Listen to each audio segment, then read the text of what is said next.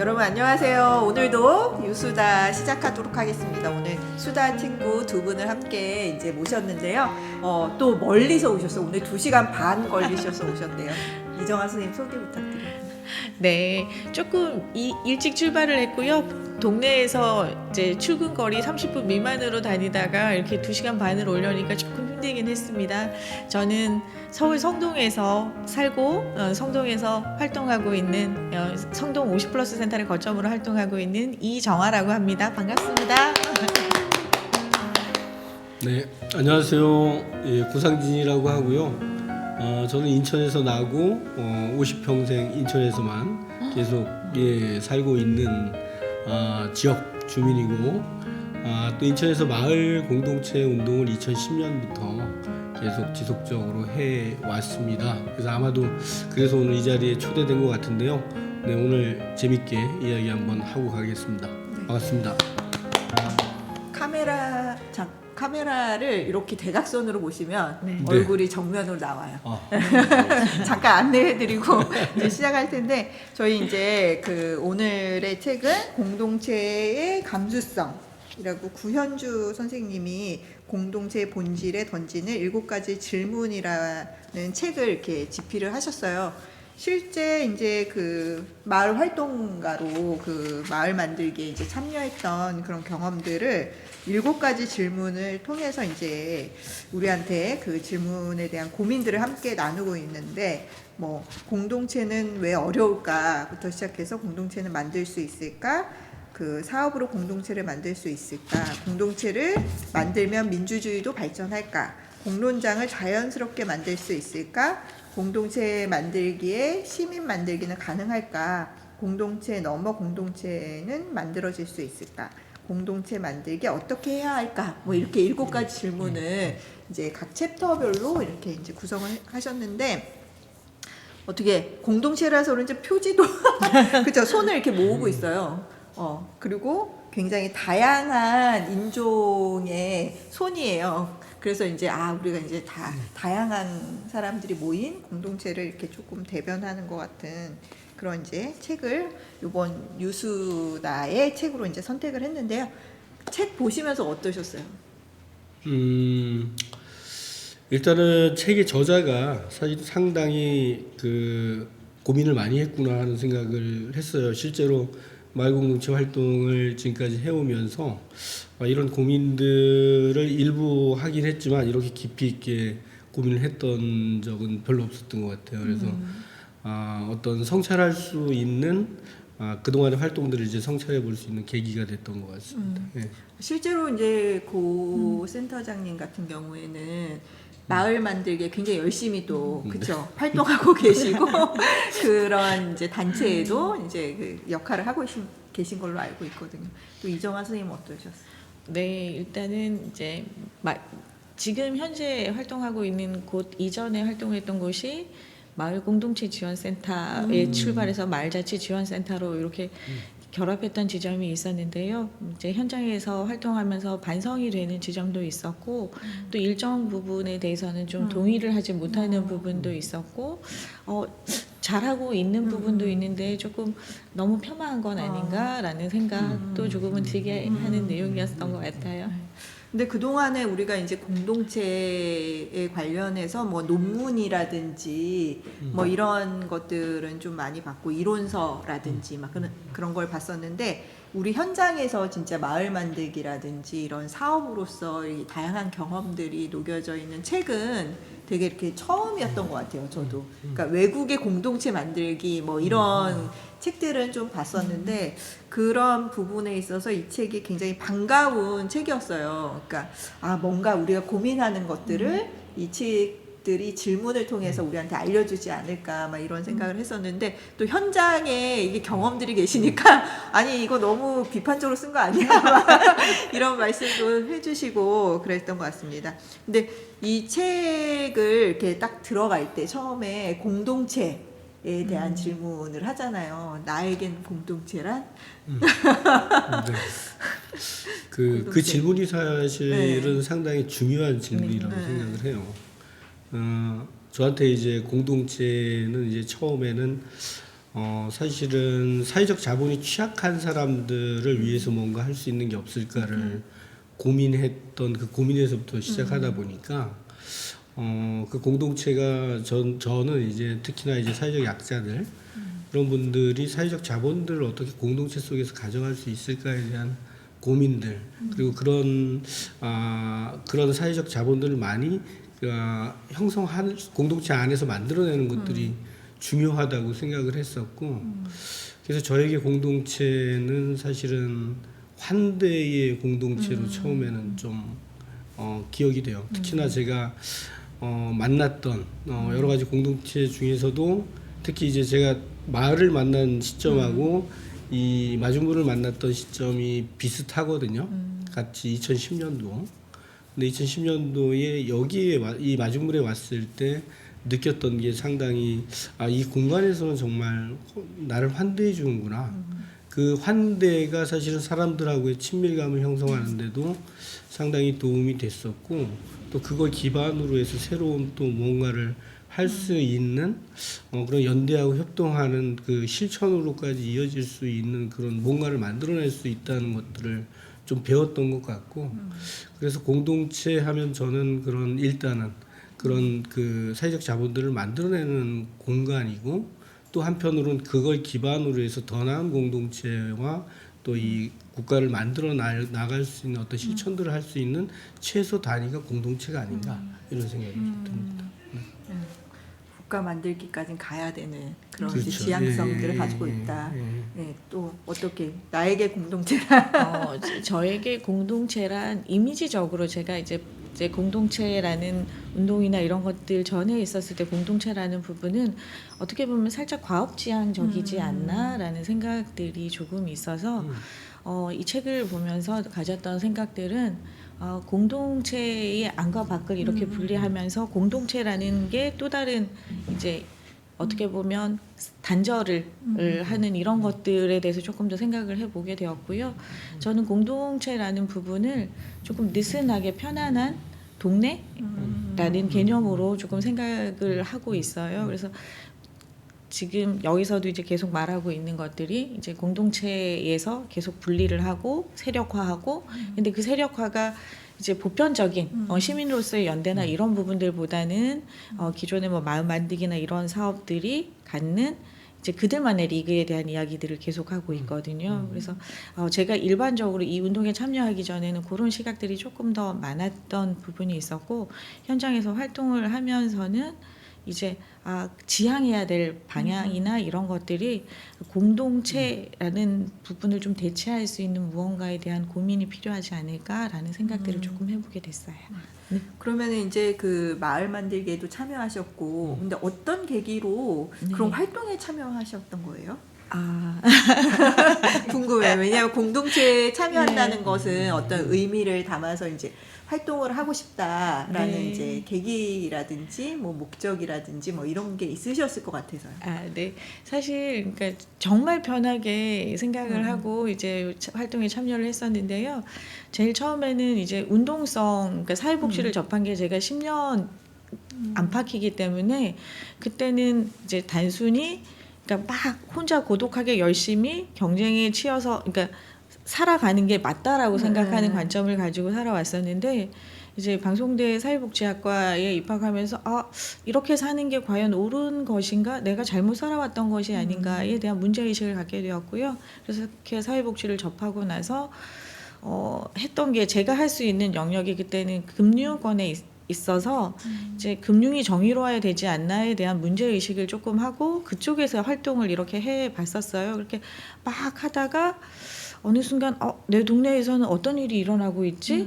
그리고 그중 이제 또 직장을 그만두게 되는 경험이 있었는데 이제 그때 사회복지 실습을 하셨던 슈퍼바이저가 이제 마을 운동을 하고 계셔서 말씀을 하시더라고요. 동네 주민인데 동네에서 무슨 일이 일어나는지는 기본적으로 알아야 되는 거 아닙니까? 이러셔서 정말 편안한 마음으로 이제 여기서 보시는 마을 활동가로 이제 참여를 처음에는 하게 되었어요. 그래서 너무 신기했어요. 그게 내가 그냥 주민의 입장으로 이렇게 작은 소액의 금액으로 뭔가의 변화를 기대하는 사람들이 있다라는 게 너무나 신선했고 너무 매력적이다. 그래서 완전히 이상적으로만 이렇게 바라보다가 이제 실무를 하는 중간 지원 조직에서 이렇게 활동을 하게 되면서 보는 게 이상과 현실 그리고 나가야 될 방향성이나 이런 것들에 대한 고민들이 조금 더 깊어지게 된 계기였던 것 같아요. 저는. 네, 여기서 이제 포인트가 하나 또 나왔었는데, 그러니까 어떤 마을 활동이나 이런 거에 참여할 때 시간적 여유가 네. 생겼을 때 이렇게 이제 참여하게 됐다라는 이제 말씀을 하셨어요. 일을 그만두게 됐는데 그때 이제 누군가가 슈퍼바이저가 우리 동네에 살면서 마을의 일을 알아야 되잖아. 그러니까 그 시간적 여유와 함께 이렇게 됐던 것 같은데, 실제 이제 저희가 마을에서 이런 활동하시는 분들은 주로 어떤 분들이세요? 어떤 분들을 그 경험 속에서 이렇게 만나셨는지, 여기에서 뭐 이렇게 표현하기로는 중산층의 여성, 일하지 않는 여성이 이제 많이들 여기 참여하고 있다 이렇게 얘기를 하시더라고요. 저는 이제 주로 인천에서 활동을 하다 보니까 인천에서 제가 초기에 이제 마을공동체를 이제 만들 때도 보면은 실제로 사실은 뭐 낮 시간에 지역에 있는 사람이 아니고는 활동하기가 사실 어려워요. 일반 직장인들이나 이런 분들은 사실 현실적으로 어렵고, 그러다 보니까 아무래도 시간이 있는 여성들, 그러다 보니까 주로 40대 50대 여성들이 가장 많고, 그렇지 않으면 남성들이 있다고 하더라도 은퇴 이후에, 그리고 또는 지역에 있는 자영업자들 뭐 이 정도이기 때문에 실제로 마을 공동체 참여하는 사람들이 뭐 이렇게 다양하기는 사실 현실적으로 좀 어려운 한계가 분명히 있긴 있습니다. 그래서 이 책에서도 그런 부분들을 지금 지적하고 있는데, 그래서 거기 좀 아픈 부분이긴 하지만 현실적으로 인정하지 않을 수 없는 부분이기도 했어요.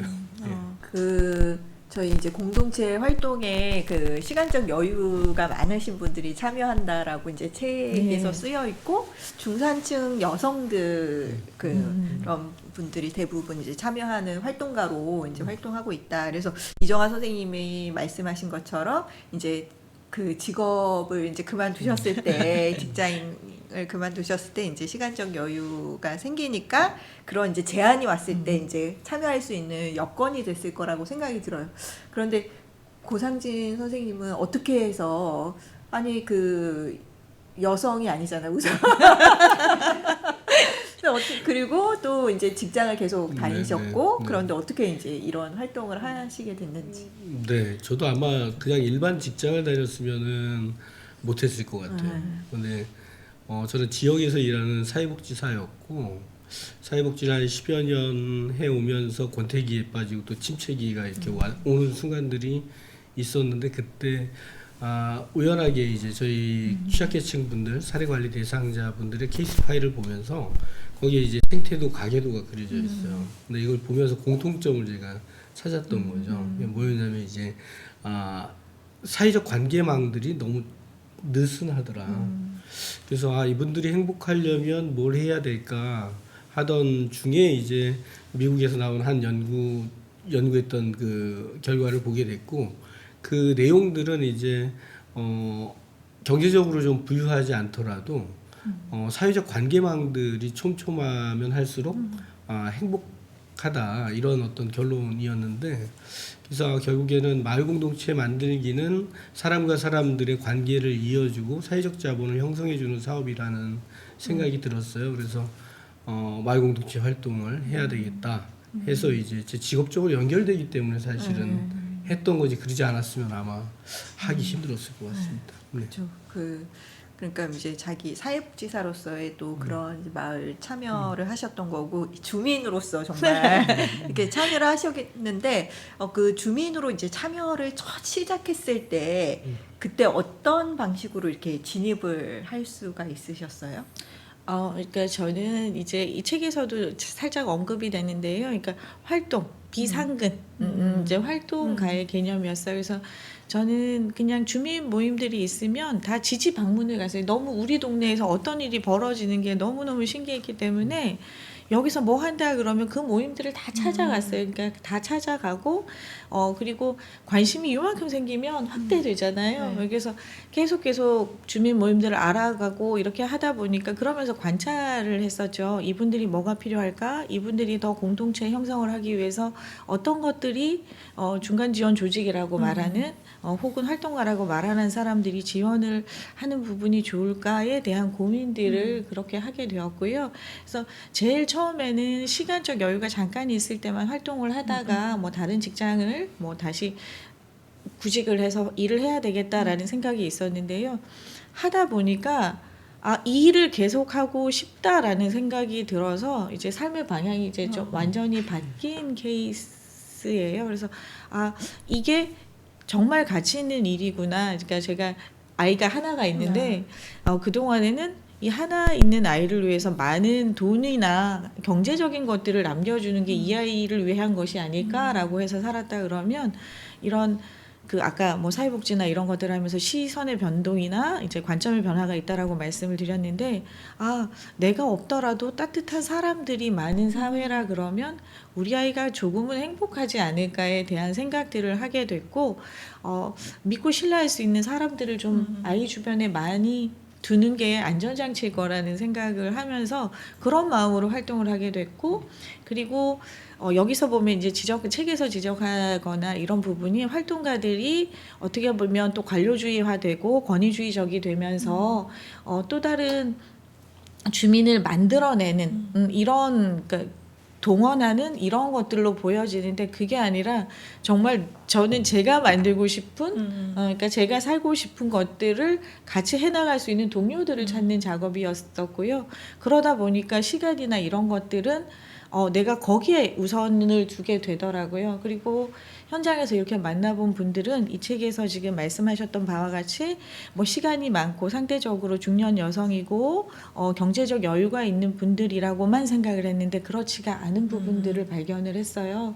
제가 아시는 이제 선배시민이기도 하신데 67세 되신 분이 계신데 본인이 돈을 벌었으면 주변에서 본인의 활동을 비웃는다고 하세요. 잘 사는 사람도 아닌데 굳이 공동체 활동이 어려우신 이웃들 살피면서 그렇게 살 필요가 뭐가 있냐. 본인 앞가림이나 잘해라라고 얘기하는데 그게 다가 아니다. 그래서 내가 할 수 있는 것들은 한다. 그래서 오히려 그러니까 돈이 되는 활동들보다 누군가를 돌보고 같이 만들어가는 것에 가치를 두는 사람들도 있었고요.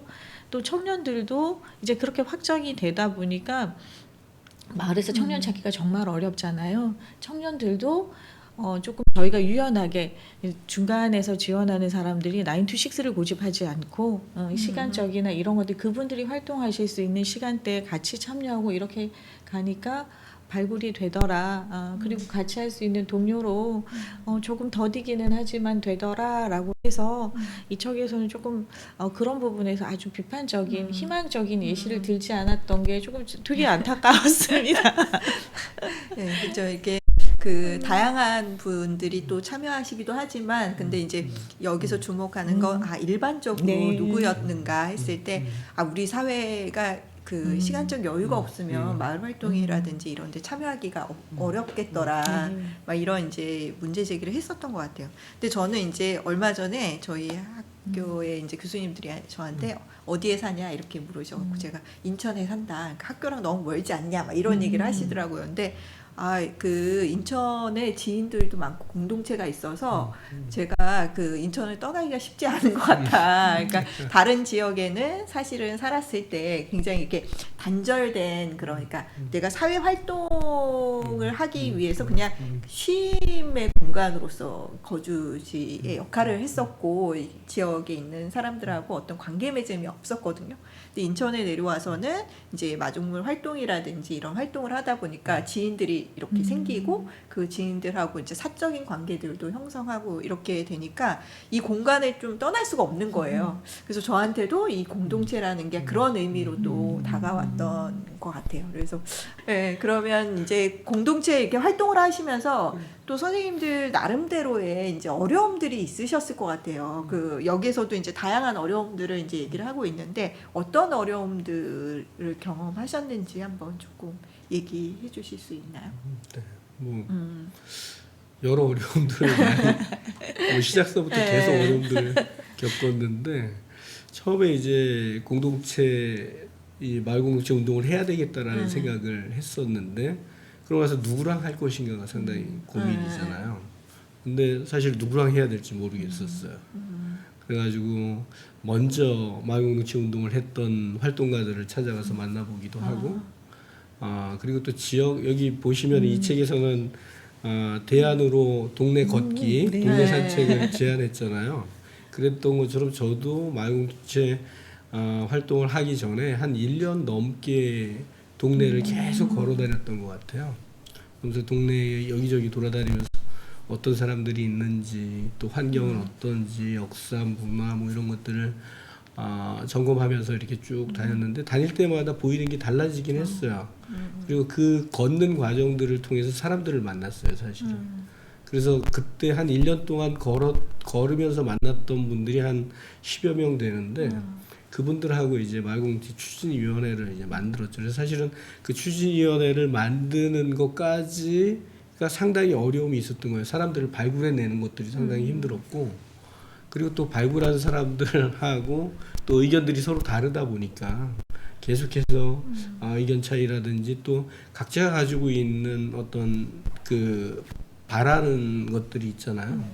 근데 그런 것들이 이제 서로 상충할 때 이럴 때 이제 떨어져 나가기도 하고 안에서 갈등이 빚어지기도 하고 이런 문제들이 계속 일어나는데 가장 큰 어려움은 그런 것 같아요. 뭐냐면 마을 공동체는 어찌됐든 간에 이 함께 모인 공동체 구성원들의 공적 이익을 위해서 작동해야 되는데 여기에 이제 사적인 이익들을 추구하시는 분들이 있어요.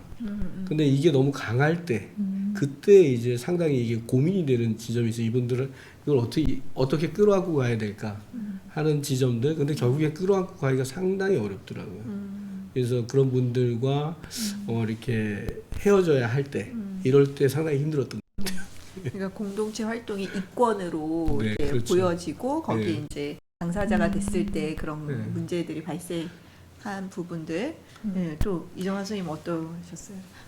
저는 이제 이 책에서는 이제 그 시민 없는 이제 시민 단체라고 얘기를 하는 부분이 있는데요.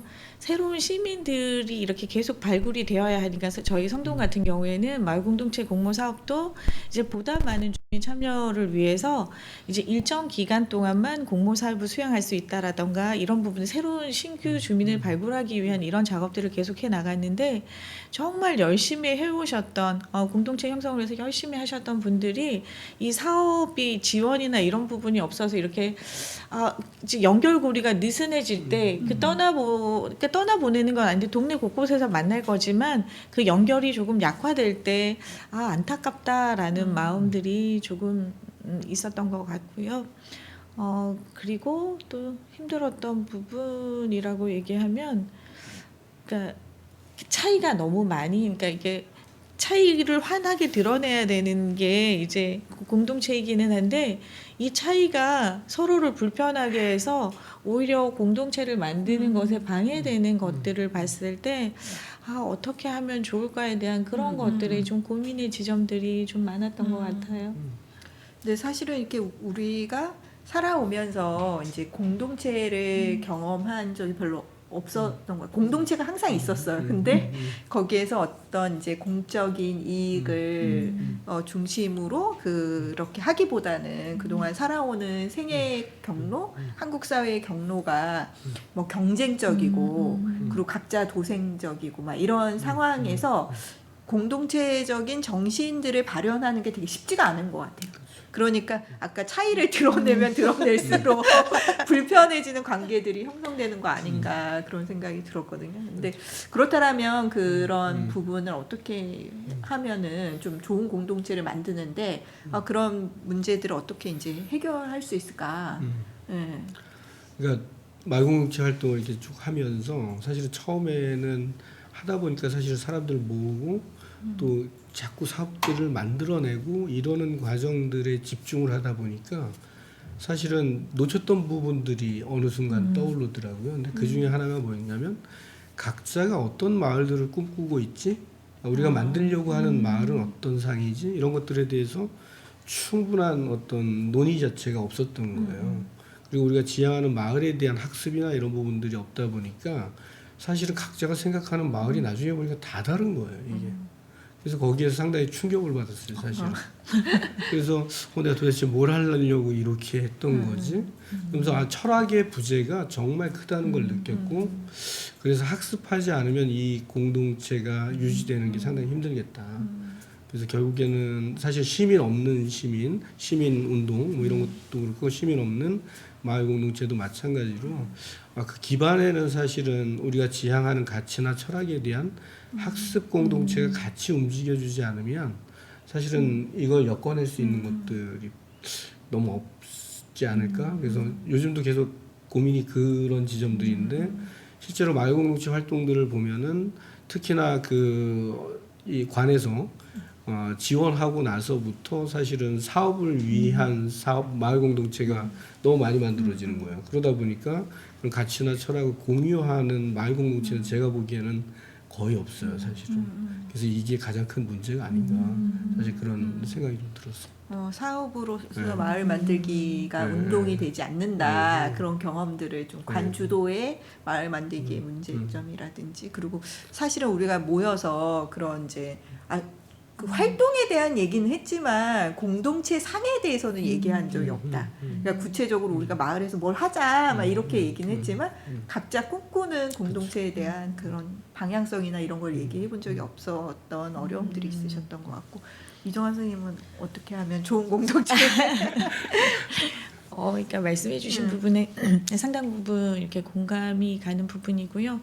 이제 그게 아마 학습과 더불어서 공론장이 아닌가라는 부분일 것 같아요. 그래서 서로 이야기 나누는 이제 적어도 그 이야기를 나누는 공간은 안전하다라는 그런 것들을 조금 더 마련하는 것들이 필요하지 않을까라는 생각이 들고요. 한편으로는 이제 시민운동, 그러니까 그 마을 공동체 만들기, 어떻게 보면 정책적인 마을 만들기 운동이 시작된 게 그렇게 오래지 않아요. 근데 이제 이 짧은 걸로 가지고 성과를 평가한다는 것 자체가 이걸 실패했다라고 보는 것 자체가 저는 의문이다. 제가 발견한 희망의 씨앗들은 도처에 있는데 그것들을 이미 이제 어떤 정치적인 이유나 이런 것들로 해서 재평가되는 게 그게 이제 희생자를 비난하는 것 같은 그러니까 그 속에 있는 사람들로 하여금 더 무력해지게 하는 게 아닌가라는 그러니까 생각을 가지고 있어요. 그래서 지금도 곳곳에서 활동을 하고 있어요. 그러니까 어떤 분들은 활동을 하시면서 나는 이 돈 받지 않고 하겠어. 그냥 우리 스스로 하는 게 행정에 얽매이지 않고 우리가 하고 싶은 걸 할 수 있고 우리가 꿈꾸는 걸 할 수 있다라고 얘기를 하시는 분들이 많은데 이제 행정에서나 이런 것들이 너무 행정 편의주의적인 거죠. 그래서 드러나는 성과, 효율성, 자본주의적인 이런 성과의 틀을 강요하는 부분, 조금은 제도가 안착될 수 있을 때까지, 제도라고 말하기 뭐하지만 이게 운동으로서 어떤 하나의 중심으로 가기까지에 대해서 조금 더 긴 호흡으로 바라보고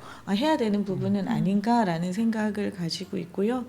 그리고 우리 스스로도 우리의 희망의 근거들, 그러니까 작게 평가해서는 안 된다. 그러니까 발견을 하셨을 거예요, 도처에서. 그럼에도 불구하고 문제점, 그러니까 현실에 대한 비판은 분명 필요하지만 우리가 발견한 희망의 씨앗들이 잘 자랄 수 있도록 그리고 또 다른 희망의 씨앗들을 찾는 것들을 어떻게 보면 우리가 극복해 나가야 될 게 아닌가라는 생각을 해봅니다. 상당 부분 사실은 동의하여 공감하고 이제 현실에서 이렇게 좀 보면 독일 같은 경우에는 이제 제가 알기로 공공에서 민간을 지원을 할 때 지원은 하되 간섭은 않는다는 어떤 그런 원칙이 있다고 해요.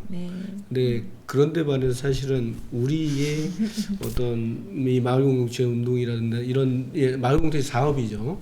반에서 하는 사업 같은 경우는 사실은 상당한 개입들이 많고 거기서 요구하는 성과라든지 또 갖춰야 할 조건이라든지 이런 것들이 너무 우선시되다 보니까 실제로 이게 어떤 공동체의 기반이 되는 기반들을 조성하는 데 있어서 상당히 큰 걸림돌이 된다는 생각이 들어요. 그래서 저도 장기적으로는 그동안 이제 말공동체 사업들을 해온 것들이 무의미하다고 느끼지 않고요.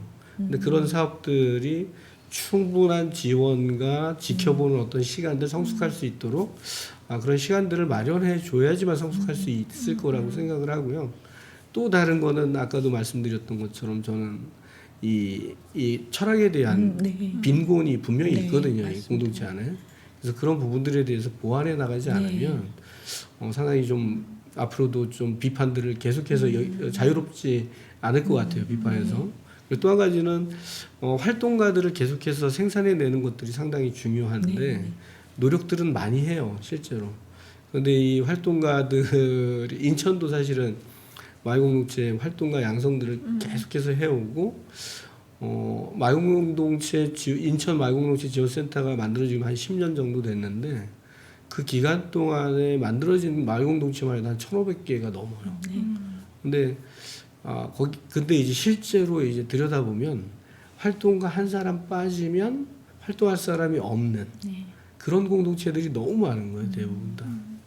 그래서 이 활동가들을 계속해서 재생산해내는 것들이 상당히 중요한데 현재 이 활동가를 양성해내는 어떤 교육체계나 이런데 커리큘럼들의 내용들을 보면 철학이 여전히 빈곤해요. 네, 맞아요. 그래서 그런 부분들이 상당히 좀 저는 앞으로 좀 보완되어야 될 부분이 아닌가 이런 생각이 좀 듭니다. 네.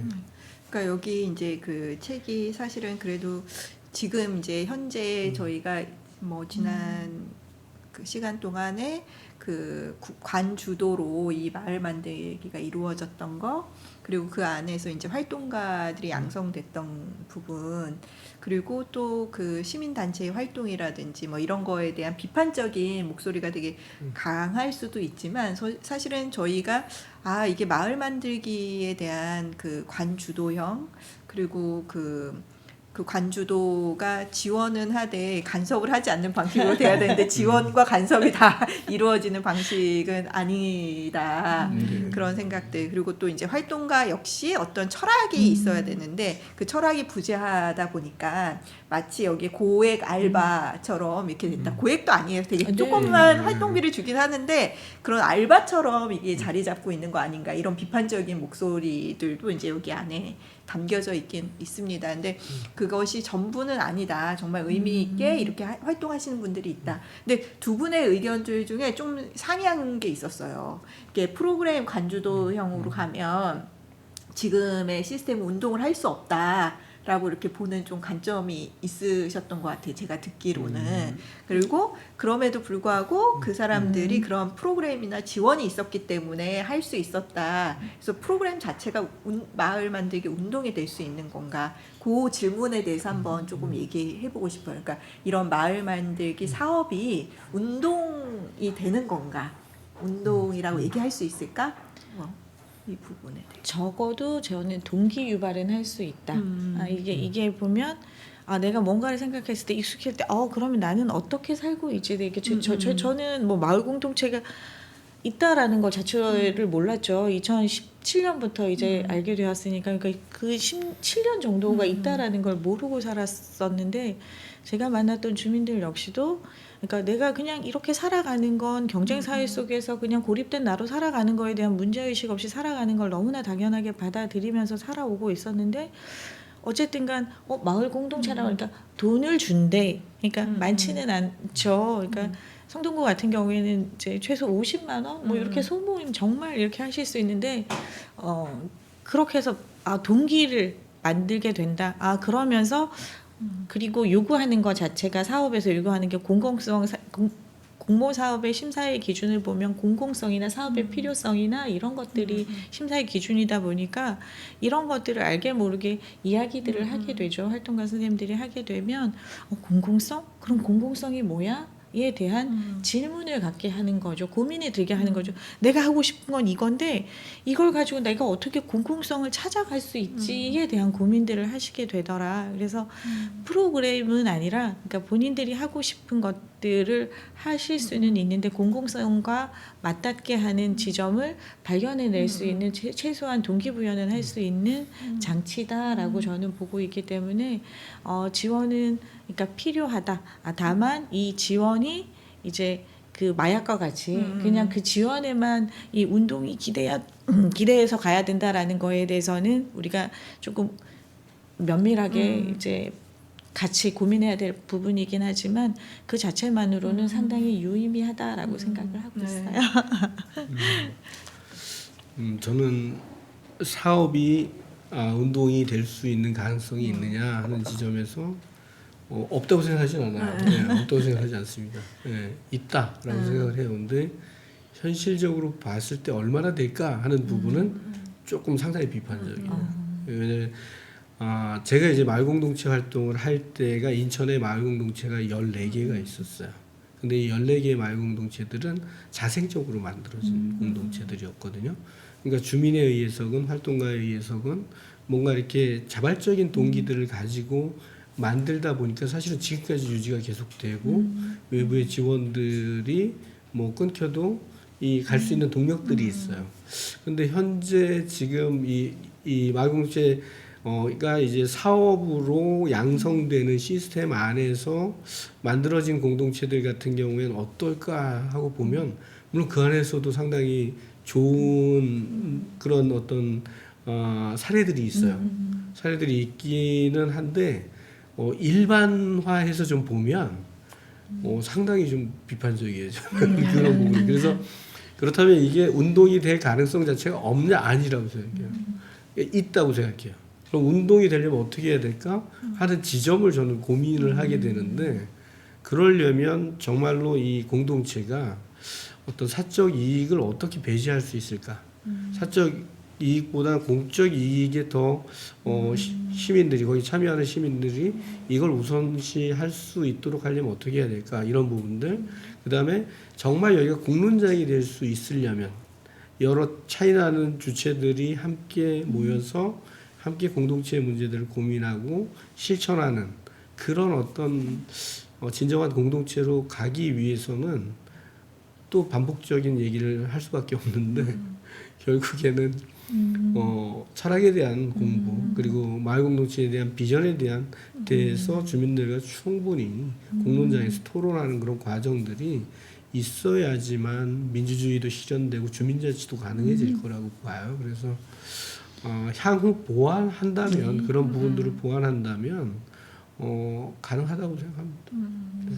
그러면 이제 책을 보니까 접어오신 곳이 좀 있으세요? 많이 적었는데. 네, 많이. 그래서 이 책 안에 또 선생님들이 나누고 싶은 문구라든지 내용이 있으시면 좀 얘기를 해주시면 좋을 것 같아요. 다들 너무 많이 접어와서 뭘 말씀을 드려야 되는 건지는 모르겠어요. 저는 그 눈에 대목이 들어오는 게 있으실까요? 저는 이제 마을 몇 공동체 페이지? 여기 그 페이지는 잘 모르겠는데요. 여기서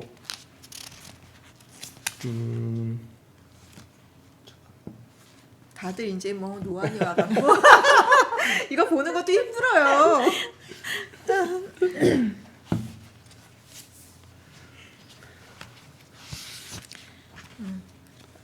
찾으시는 동안 예. 네, 저 우리 저기 네, 이정아 선생님 먼저 해보실까요? 저는 그 자조의 통치술 부분이 200 몇 페이지. 네, 200 몇 페이지 자조의 통치술에 대해서 조금 생각을 해보게 되었어요. 그래서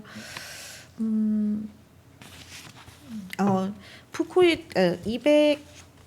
204페이지 204페이지에 보면 푸코에 대해서 네. 얘기하는 부분이 있어요. 푸코의 통치성은 권력이 개인의 사소하고 평범한 삶의 영역에 도달함으로써 개인 품행을 관리하고 지도하는 것을 말한다.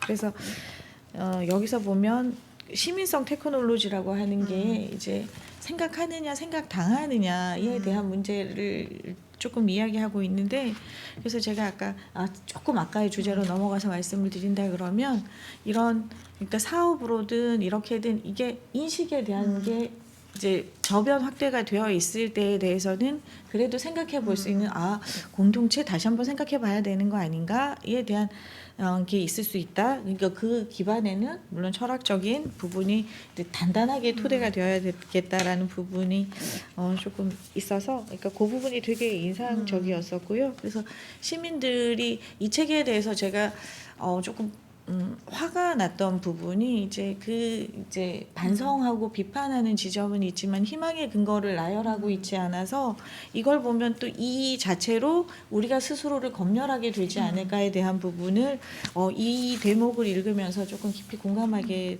됐던 것 같아요. 그러니까 사실은 이제 이 책이 되게 또 좋은 부분은 다양한 이제 공동체 이론들을 네, 그죠? 맞아요. 그 자기 현상을 이렇게 해석하는 부분에 이제 많이 이렇게 사용을 해서 우리가 읽으면 그동안 공동체 이론이 뭐가 있었나 했을 때 그런 것들을 또 발견할 수 있게 되는 것 같아요.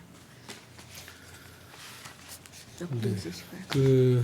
저는 90페이지, 91페이지인데요. 91페이지.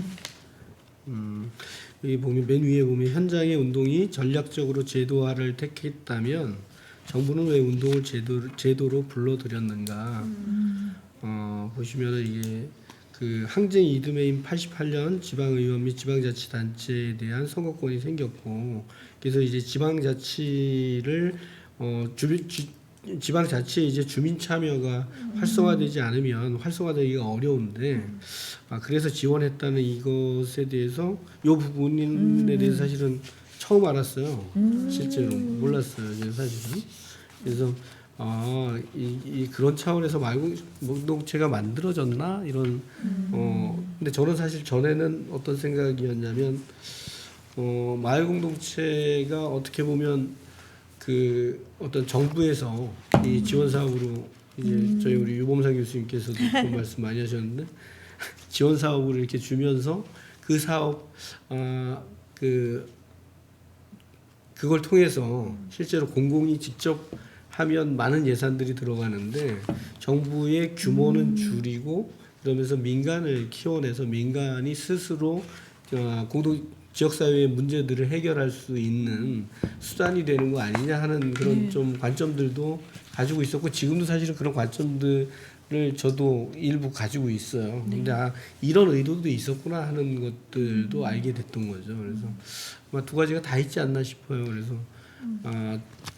그 부분을 좀 새롭게 알게 됐던 부분인 것 같아요.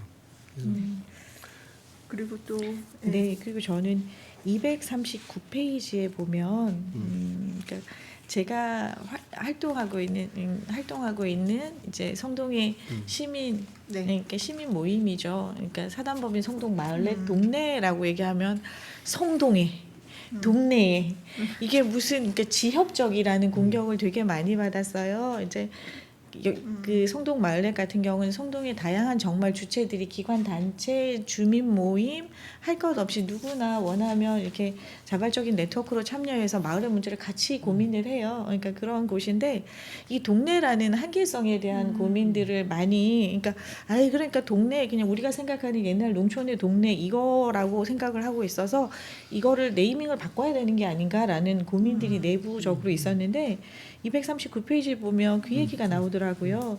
동네는 지역성의 한계를 넘어서 사회적 재생산의 가능성에 의해 특정 지어지는 실존하는 공동체로 정의된다라는 이야기를 들으면서 이렇게 심오한 뜻이 있는 걸 이제 알려야 되겠다라는 생각이 들어서 공동체 대신 동네라고 표현하는 것이 공동체와 중심 주변의 이미지 한계를 탈피하기 위한 것으로 보인다라고 해서 아파두라이에 대한 동네에 대한 개념을 설명하고 있는데 이렇게 받아들이고 어떻게 해석하느냐에 따라서 충분히 설득할 수 있겠구나. 그래서 이 책을 보면서 비판도 했었지만 이런 이론적인 토대를 충분히 제공했다라는 거에 대해서 공동체에 대해서 이론적 토대를 제공했다는 거에 대해서는 정말 저자에게 조금 감사를 표하고 싶습니다.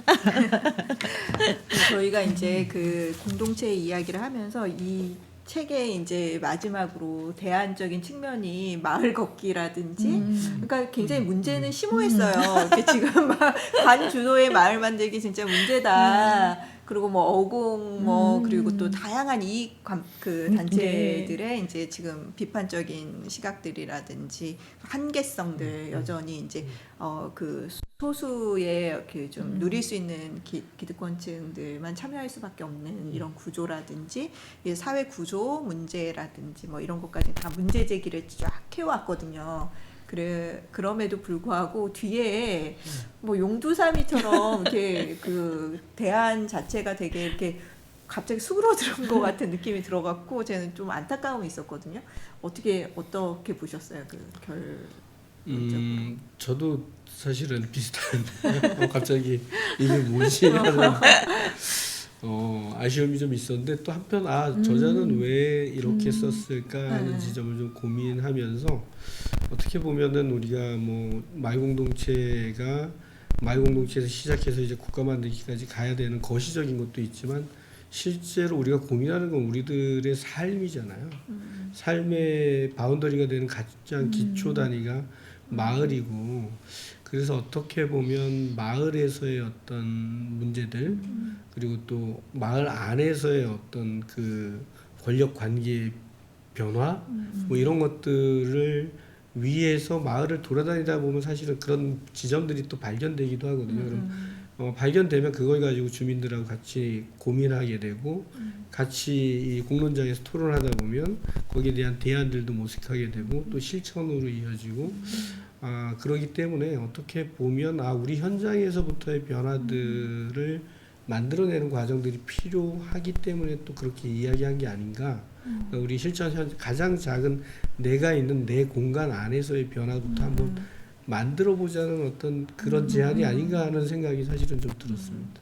네. 이동환 네, 저는 아까 조금 네. 책의 맥락과 같이 본다 그러면 푸코가 말했던 자발적인 규율, 그러니까 그걸 만들어지는 게 그러니까 일상에서 만들어지는 것이 아닌가. 그러니까 똑같은 이야기를 하는 것 같아요. 그래서 그런 것들이 보편화되었을 때, 이게 보편적인 가치가 누군가 그건 그거지라고 생각했을 때 비로소 공동체는 만들어지는 것이다라고. 그래서 일상의 소중함, 그래서 아까 발견된 희망의 씨앗들이 도처에 있는 것들을 찾는 게 다시 그냥 급격하게 뭔가를 이게 저자가 생각하는 것은 급격하게 이제 누가 주도해서 인위적인 것이 아니라 자연스러움이 아닐까. 그래서 책에서 지적했었던 게 성급하게 우리는 자본주의에 대한, 그러니까 자본주의의 대안으로 공동체가 생성이 되었는데 우리 사회는 자본주의의 대안이 아니라 그걸 더 강화하는 공동체라는 지적이 있었거든요. 그래서 그런 부분하고 이렇게 궤를 같이 해서 본다 그러면 이제 그런 것들이 아닐까.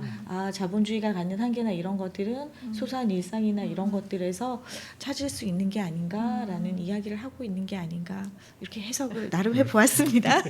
아니 저는 사실은 이 공동체의 감수성 이 책을 보면서 그 뒤에 있는 이제 마을 걷기 뭐 이런 부분들에 있어서 아니 마중물에 왔으면 이런 대안은 안 나왔다 이런 생각을 했어요. 그 이유가 저희가 이제 나눔샘 활동을 했잖아요. 그 신현고라는 고등학교 학생들이 자치회를 만들어서 마을의 그 구성원들을 인터뷰하고 그 마을의 경계가 이루어지는 곳에 그 사람들을 또 초대도 하고 그래서 이제 북 콘서트도 하고 마을 잡지도 만들었어요. 그래서 이제 그 지역 사람들 인터뷰를 해서 그리고 또 아카이빙을 했거든요. 그러니까 그 마을의 현장을 스케치를 해서 그것을 아카이빙하고 그것이 또 사라졌지만 그 안에는 또 담겨 있도록 이렇게 하는 그런 활동을 하면서 그 친구들이 어떤 고백을 했냐면 예전에는 그냥 여기는 대학을 가면 떠나야 될 곳이다라고 생각을 했던 곳이었고 그냥 잠만 자고 학교 가는 곳이었던 거예요. 자기 동네가. 그런데 그 동네가 나랑 되게 연관되어 있고 그리고 내가 이 마을에서 할 일이 있구나. 고등학생들이 스스로 그런 이제 경험들을 했던 거죠. 그래서 이런 대안들을 받났다라면 요 대안으로 머무르지 않고 조금 더 이렇게 구체적인 현실 속에 이런 이미 우리 고등학생들이 하고 있더라. 근데 그 자치회의 모든 과정이 아이들이 토론하고 그 소통하면서 이루어지고 있거든요. 그래서 그런 과정을 통해서 마을을 찾아가고 또 마을에서 자기가 어떤 역할을 할 수 있는 존재임을 인식하게 되는 이 과정 자체가 마을 그 공동체의 시작이라고 생각이 들었어요. 그래서 우리 신영고라든지 나눔샘의 다양한 활동들이 그런 이제 근거이다, 이 공동체를 만드는 그런 생각들을 저는 이제 책을 보면서 제가 관여했던 그런 이제 그런 활동들에 대한 그 인상을 떠오르게 했습니다. 그래서 우리 그 구현주 선생님 작가님이 한번 저희 마중물에도 오셔갖고 이런 이제 우리가 또 새로운 대안적인 공동체를 보여주고 있다. 또 마중물 자체도 그런 대안적인 공동체거든요. 사실 우리가 전국의 도처의 학습 동아리 민주주의를 실현하기 위해서 각각의 지역마다 책 읽고 토론하는 실천 그런 모임들을 이제 하고 있는데, 단순히 뭐 책 읽고 토론한 거 자기 여가 시간을 향유하기 위한 거 아니야? 그런데 그것이 아니라 우리 앞서도 여기 인간은 누구인가 했을 때 정치적 동물이다, 아리스토텔레스가 얘기했던 그 정치성들을 발현할 수 있는 공간이 그 최소 단위가 학습 동아리다. 그래서 그 안에서 같이 토론하고 학습하고, 그리고 거기서 멈추는 것이 아니라 지역의 다양한 정책이라든지 문제들 뭐 이런 것들을 실천할 수 있는 그런 단위, 조직화된 힘들을 이제 만들어가고 있는 사단법인 마중물을 좀 일찍 만나셨어야 되지 않나 그런 생각을 저는 이제 해봤습니다. 네, 그래서 마지막으로 우리 선생님들 한 말씀 해주시면서 정리하도록 하겠습니다. 선생님 마지막이라니까 할 말이 떠오르지는 않은데요. 인간은 사회적 동물이라고 해서 혼자는 살아갈 수 없다라는 것 자체가 그러니까 공동체적인 존재라는 것 같아요. 그래서 우리가 어떻게 상상하고 어떻게 만들어 가야 될까에 대한 고민 지금부터 계속 해오고 있지만 앞으로도 쭉 같이 해 나가야 되겠다. 그리고 이제 저는 이제 마중물은 오늘 처음 왔는데 저도 이렇게 희망의 공동체에 이렇게 한 발을 더 담궈야 하는 거 아닌가 이런 생각을 갖게 되었습니다. 네, 그 공동체의 기본은 구성원들 간의 친밀감을 형성하는 거라고 생각해요. 그런데 거기서 가장 참 중요한 문화가 저는 환대의 문화라고 생각합니다. 그래서 이게 기본이 될 때 그 환대의 문화가 잘 정착하면 거기에서부터 다른 공동체의 문제라든가 이런 것들을 변화시킬 수 있는 어떤 실천으로 이어질 수 있을 거라고 생각을 해요. 그래서 마중물은 그런 환대의 공동체의 어떤 모범적인 모습들을 그동안 보여주었고, 그래서 그런 환대의 공동체들이 전국으로 퍼져나가서 더 좋은 마을 만들기가 되었으면 좋겠습니다. 네. 저는 이제 오늘 이 작가님, 구현주 작가님이 그래도 공동체의 감수성이라는 책을 내주셔서 저희가 이제 공동체를 토론할 수 있는 매개를 이렇게 주셨다. 그래서 굉장히 그 의미 있는 책이다. 그리고 시민사회 활동들이라든지 이런 마을 활동들을 하시고 있는 분들은 한번 읽어보시면 이 부분에 대해서 우리가 이렇게 그 알고 있었던 것들이 그 데이터와 이론을 기반으로 이제 얘기하고 있다라고 이렇게 볼 수 있어서 그런 의미 있는 책이다라고 이제 말씀드리고 싶고요. 더 나아가서 저희가 이제 그 공동체가 가능한 국가 만들기가 되지 않으면 그런 공동체는 가능하지 않을 수도 있다라는 생각이 들어요. 그러니까 뭐 여가와 그 일상들을 또 이제 저희 노동시장에 너무 많이 지금 할애할 수밖에 없고 생존에 이제 매여 있는 상황에서는 이런 공동체 활동이 어렵고, 그리고 또 너무 이제 생존에 바빠서 자본주의 그리고 그러니까 정치 시민으로서의 어떤 덕성을 갖고 있지 않는 한 사실 공동체 만들기는 어려울 것 같습니다. 그래서 저희가 공동체가 가능한 국가 만들기도 놓치지 않으면서 함께 가야지 이런 실천이 되지 않을까라는 생각을 하면서 오늘 유수다 친구들과 함께하는 시간을 마치도록 하겠습니다. 감사합니다.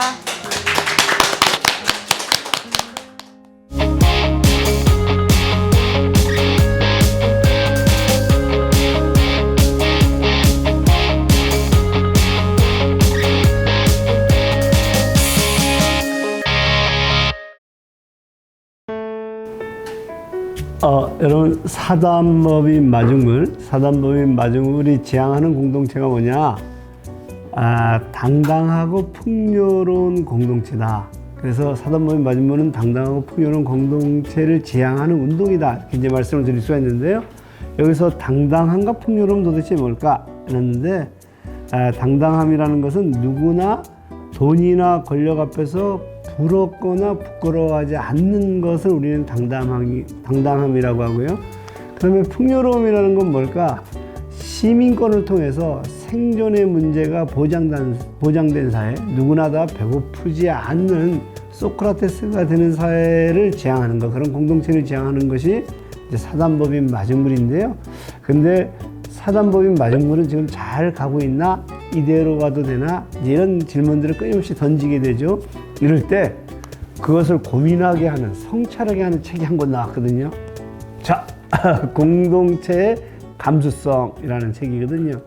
이 공동체의 감수성은 지금 본 것처럼 공동체가 어떤 감수성을 가지고 가야 되는가, 어디로 가야 되는지, 잘 가고 있는지를 이제 고민하는 건데요. 이 책의 주요한 내용들은 뭐냐면 서울시가 주도했던, 국가가 어떤 그 만들고자 했던 공동체, 마을 공동체 사업에 대한 평가들을 하고 있거든요. 그리고 이 저자는 구현주라는 작가인데, 이분은 한 10년 이상을 마을 공동체 운동들을 했고, 그리고 이것을 해석하기 위해서 석사, 박사 과정을 이 주제로 쓰거든요. 그러니까 이것은 한마디로 이론과 실천이 함께 녹아 들어간 책이다. 그러니까 얼마나 마중물한테 좋은 어떤 그 성찰의 계기를 제공하겠어요. 자, 그런다가 보니까 이제 우리가 드는 생각이 있어요. 제가 이제 사단법인 마중물은 공동체 운동이라 그랬는데, 서울시가 주도했던 마을 만들기는 사업이거든요. 마을 공동체 사업. 그럼 사업하고 운동하고 어떻게 다르냐? 이것이 이제 질문이 큰 거죠.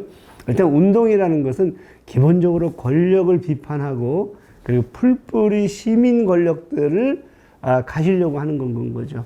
그걸 통해 아까 제가 말씀드렸던 풍요로운 사회, 시민들에게 풍요로운 사회를 지향하는 거라고 한다면, 사업이라는 것은 뭐냐면 특정한 주체가, 관이겠죠. 관이 어떤 사업을 통해 갖고 통치력, 어떤 그 시민 통치력을 강화하려고 하는 목적을 가지고 있기 때문에 사실 운동과 사업은 좀 상당히 좀 다를 수가 있다. 주체가 다르고 목표가 다르고 내용이 다를 수 있다는 거거든요.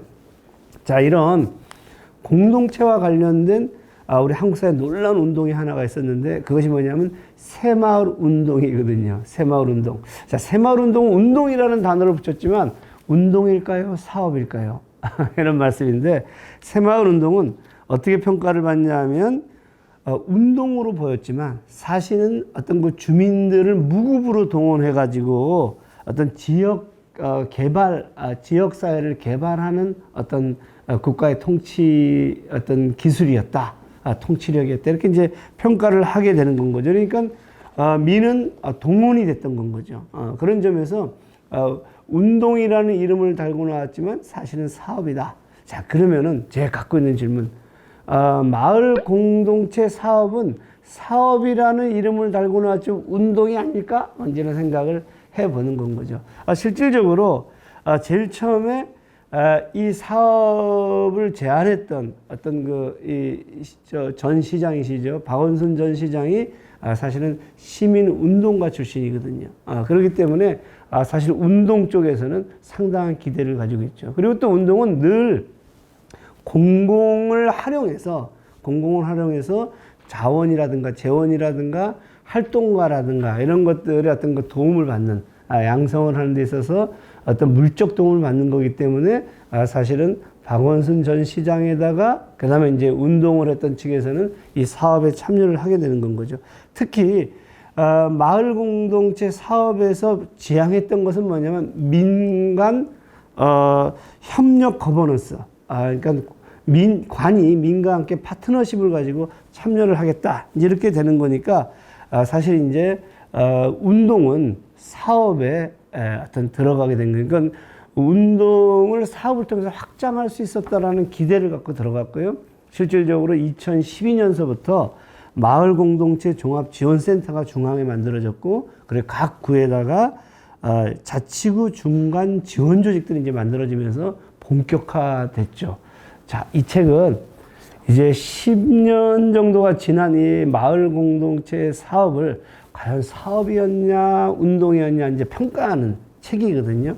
이 책은 이제 단적으로 얘기하게 되면 굉장히 신랄합니다. 이건 철저하게 사업이었다. 운동은 사업의 종속이 됐던 건 거다. 이런 결론적으로 얘기하면 이런 평가를 맺는데요.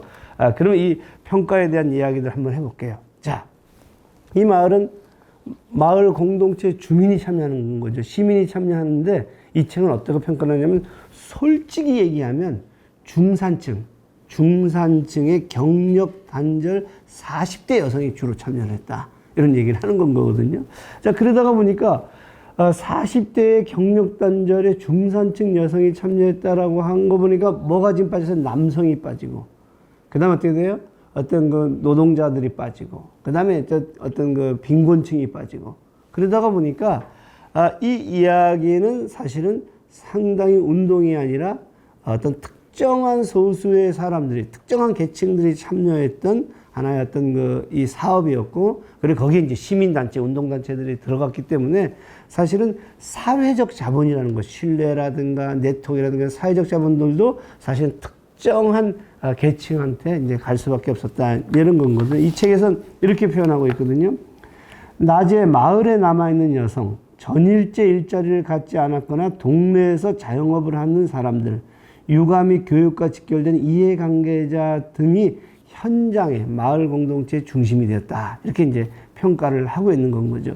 자, 그러다가 보니까 사실 이것이 민주주의의 좋은 의미들을 가질 것이냐 했었을 때 이렇게 평가를 합니다. 동단위의 의제를 결정하고 실행하는 주민자치를 특정 계층이 주도하도록 놔두는 것이 옳은 일일까? 이 책이 이제 질문인 건가요? 민주주의의 장이 한정된 참여자로 구성된다면 참여민주주의의 기초가 무너진다. 폐지 줍는 어르신을 복지 대상자로 두고 어느 정도 경제력을 가진 이들이 참여하는 마을 공동체 사업을 구상한다는 것은 또 다른 엘리트 민주주의의 시작일 거다. 이렇게 하는 거죠. 굉장히 이제 냉혹한 평가인 건 거죠. 자, 그리고 나서 이 사업의 내용들도 가만히 들여다보게 되면 40대 여성 중산층이기 때문에 어떤 그 돌봄이 가정에서의 돌봄이 사회로 확장되는 결과로 사업과 굉장히 한정되었다. 그래서 말씀드리고 싶은 것은 뭐냐면 이것은 원래적인 운동으로 풀뿌리 권력의 어떤 것으로 가기보다는 어떤 그런 어떤 그 돌봄의 영역에 사회적 확장의 어떤 그 한계들을 가지는 거였다. 이제 이런 건 거죠. 자, 그런데 여기 어마어마한 예산이 투입이 되죠. 사업비가 내려오죠. 그러다 보니까 이제 뭐가 발생하냐면 이권이 생기기 시작하는 거거든요. 원래 운동이라는 것은 인권을 지향하는 건데, 시간이 지나서 이권이 되는 건가요. 그래서 여기서 많은 사업비가 내려오니까 어떤 사람들에게는 고소득 알바 자리였다. 이런 얘기를 하고요. 또 이권들 중에 뭐냐면 임기제 공무원들이 이제 나타나기 시작하거든요. 그러니까 사실 여기에는 계약직 공무원이 충원되는 과정들 속에서 활동가라든가 시민들이 들어가기 시작하거든요. 그러니까 이권이 발생하게 되고 그러다 보니까 이제 갈등들이 생겨나요. 운동 쪽에서 온, 그러니까 시민단체에서 온 쪽과 주민자치위원 쪽에서 온 사람들 간의 갈등, 그리고 운동단체 내에 또 갈등들도 발생하기 시작하거든요. 자, 그러다가 보니까 이 저자는 뭐라고 평가하냐면 이것은 그들만의 리그가 아닌가 이렇게 얘기하는 거예요. 운동이라는 것은 보편성을 가지고 풀뿌리 민주주의에서 권리와 권력에 대한 논의일 텐데 그들만의 어떤 리그로 축소된 것이 아닐까 이런 근본적인 질문을 던지는 거거든요. 자, 이렇게 된 원인은 뭘까요? 이렇게 된 원인은 뭘까요? 그 사업이라는 세팅 속에 있었을 것인가, 운동성에 문제가 있었던 것일까? 이 저자가 얘기하는 것들 중에 하나는 뭐냐면 장시간 노동 시간이라는 이 노동의 구조들을 그대로 놔두고 오라고 했더니 노동자들은 오질 못하는 건 거죠. 그 다음에 가부장적인 어떤 그 사회들 속에서 여성은 마을 일에 참여한 남성은 돈벌이 일자리로 가는 거니까 그들이 오기도 힘들었던 건 거거든요. 가봤더니 이제 돌봄 노동을 하는데 남자들이 굉장히 쑥스러웠다는 건 거예요. 그리고 더 근본적으로 제기하는 세 번째 것은 문화거든요. 어떤 문화냐면 우리는 시간이, 그러니까 노동 시간이 줄어들고 시간이 남는다고 하더라도 개인 취미 여가라는 것에 집중을 하지 공동체에 나와서 마을 공동체 일들은 안 할 거예요. 왜냐면 우리는 그렇게 배워본 적이 없으니까. 그래서 이제 이 양반은 뭐라고 얘기하냐면 이렇게 얘기해. 이 책은 좋은 사회를 만들 좋은 시민을 키워내는 일보다, 좋은 사회를 만든 좋은 시민을 키워내는 일보다 좋은 시민이 성장할 수 있는 좋은 사회를 만들어야 된다. 좋은 사회가 있어야지만이 좋은 이 시민들이 나올 수가 있다. 시민을 만들어서 공동체를 만드는 것이 아니라 좋은 공동체를 만들어서 문화라든가 노동 구조라든가 아니면 가부장제라든가 이런 것들을 이제 문제 삼으면서 사실은 그 속에서 좋은 시민이 나올 수 있다. 이렇게 얘기를 하는 건 거죠. 저는 이것이 운동이 사업에 종속될 수밖에 없었던 것은 뭐냐면 이 운동이 정치를 잃어버렸기 때문이다. 이렇게 평가를 하거든요. 정치를 잃어버렸다는 것은 뭐냐면 이 운동을 하는 과정들 속에서 시민권이라는 거, 그리고 국가를 변화시키는 어떤 그런 정치적인 것들을 잃어버리고 마을의 사업들 속에 이 몰입하는 과정들 속에서 그런 것들이 아닌가 이런 생각을 하게 됩니다. 자, 그러다 보니까 제가 이것을 어떻게 바라볼까 하다가 아리스토텔레스의 마을 공동체 만들기를 떠올렸거든요.